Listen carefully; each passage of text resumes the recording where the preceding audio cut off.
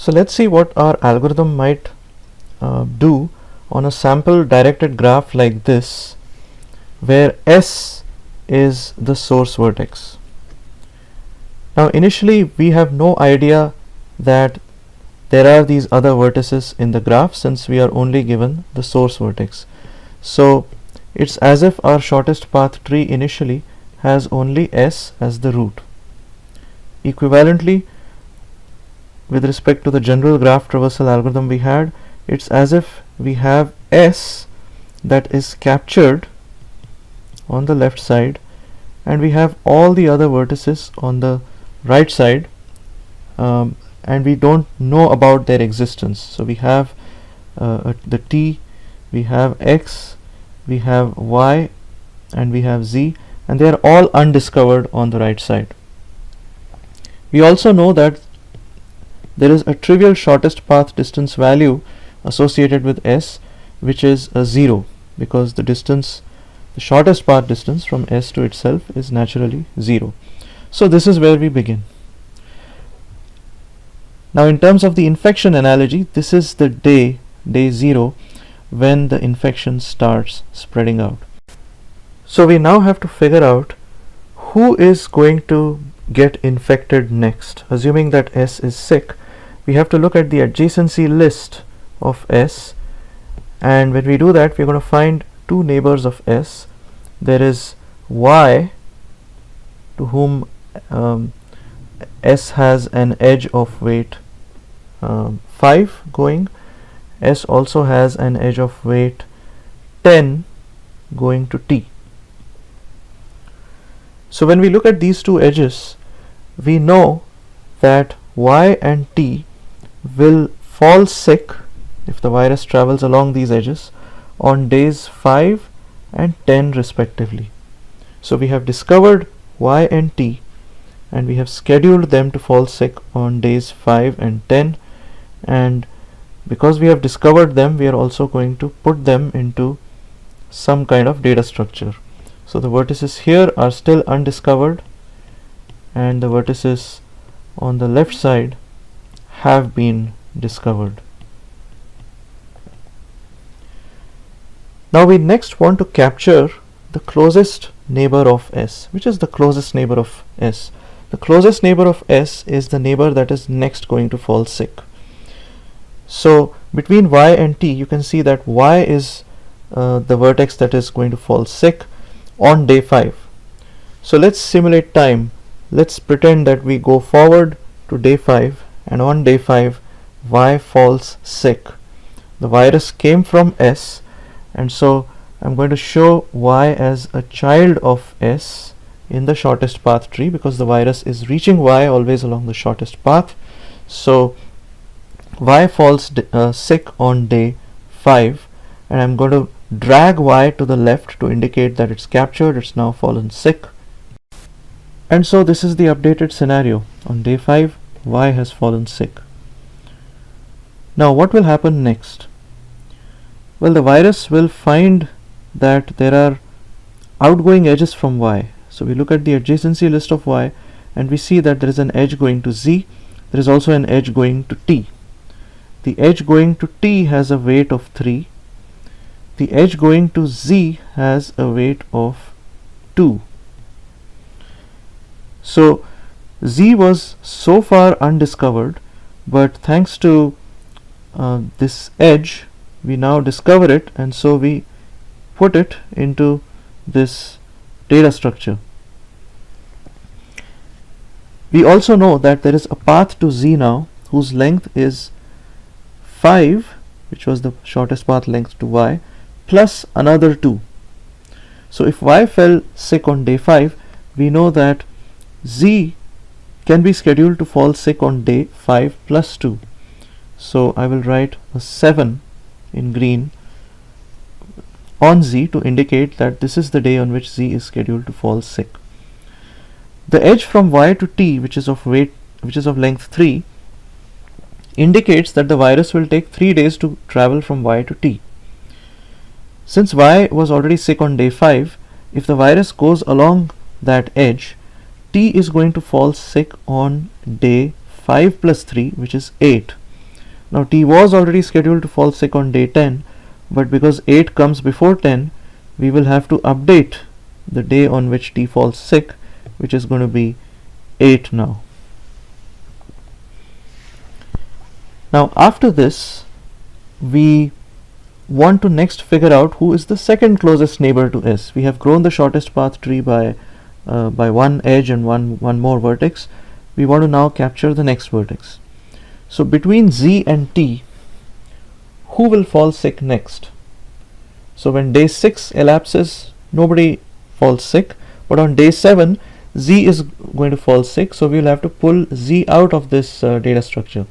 Now because the vertex that comes out of this data structure is always going to be the one with the smallest label on it, the smallest numerical label on it, which is basically the tentative date on which that vertex will fall sick, also the tentative length of the path from the source to that vertex. We will have to use a priority queue again to store these vertices, so that the vertex that we pull out is always the one with the smallest priority value. So we'll pull Z out of this priority queue and drag it to the left side. So that's the updated scenario, and because Z fell sick from Y, the virus came from Y, we're going to make Z a child of Y in the shortest path tree. So if I were to mark the shortest path values here, I have 0, 5 and a 7. Next we look at the newly captured vertex Z and look at its adjacency list. So we can see that there are two edges out of Z. There's one edge going to X and there's another edge going back to the source vertex S. Now do we have to worry about an edge going back to the source vertex S? Well, S was already sick, so if the virus finds a new path to go back to S, that's not going to change anything, because as far as we are concerned, S was already sick. So we ignore that edge. We ignore the edge from Z to S, which is internal to the captured partition on the left. But the edge from Z to X of weight 6 is of interest to us, because it's going to a vertex that was so far undiscovered, and we are discovering X at this point. So we will move X into the priority queue, and we can schedule now a date for it to fall sick, which is actually going to be its priority in the priority queue. So on what day will X fall sick? Given that this edge was of weight 6 and Z fell sick on day 7, X can be scheduled to fall sick on day 7 plus 6 or day 13. So this is the current scenario on day 7. On day 8, what will happen? On day 8, T is going to fall sick. So if we were to ask what is the next thing that will happen, well, the next thing that will happen is that on day 8, T will fall sick, which means T is the third closest neighbor to S. We have found the first two closest neighbors. The third closest neighbor is going to be T. How do we know that? Because it has the smallest label on it. When we extract the next entry from the min heap from the priority queue, we're going to get the T out. And where did the virus reach the T from? It reached T from Y. So when we drag T to the left, it's going to become a child of Y. So this is the updated scenario. T is now captured, it's fallen sick on day 8, and I've shown T as the child of Y in the shortest path tree. Now we look at the newly captured node and we look at its adjacency list. So T has two edges going out of it. There is an edge going to Y, which is of length 2, but Y is already sick. It's already captured, and so that edge is not of any concern to us. But the edge from T to X of length 1 is of interest to us, because now we have a new path to reach X, for the infection to reach X.